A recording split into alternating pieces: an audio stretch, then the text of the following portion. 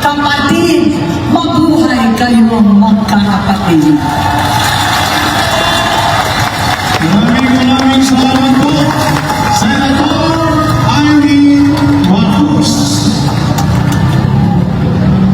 Hello mga kabayan!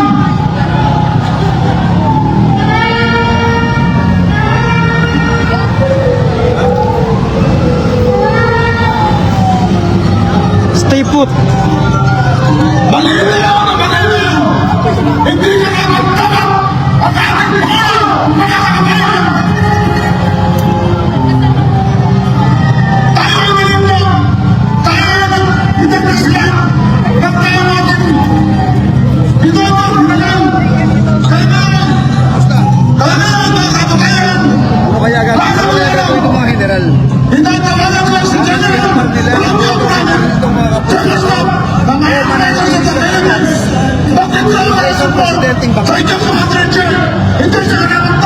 Pero gumagamit din daw si Kwan eh. Si Mang Kanor. Si Dugongyo. Gumagamit si? Nagfe-fentanyl. Marijuana.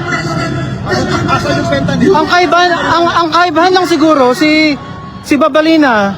Si Babalina na si Amy. Galit siya. Magkagalit sila eh.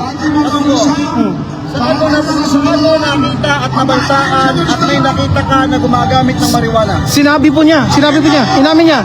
Para magising. Pero yung fentanyl, was to cut it into 4 pieces, the 1 piece that you get from the package. There was a time na yung more than just the disappearance of Maine, you feel that you are on cloud 9. Sabi niya cloud 9. Cloud 9? Oo, feeling cloud 9 sa kanyang interview kay Lucy Cruz Valdez.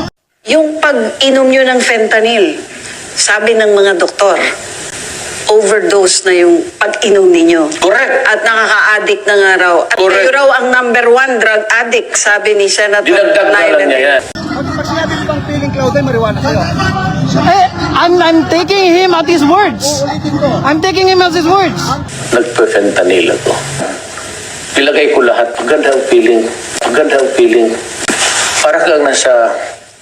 I have never been to paradise, but I've been there. And parang paradise. Tanong ko sa'yo, kapag ba sinabi sa'yo, so ibig sabihin, feeling cloud 9, marijuana sa'yo? Yun yung sinabi niya. Binanggit niya bang marijuana? Nakita mo ba? Hindi mo nakita, di ba? Ako nakita ko. Nakita ko yung interview niya. Nakita ko yung interview niya. Nakita yung interview siya, umamin nga, umamin. What? Anong pagkakaintindi mo ng admission? Ang alam ko, sinabi na inamin niya, I'm using fentanyl. Fentanyl, describe at nabibili sa bodega.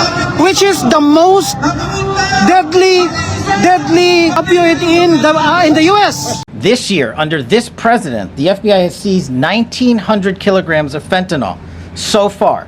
That is a 31% increase from the same time period last year. To put it in perspective, that's enough fentanyl to kill 127 million Americans.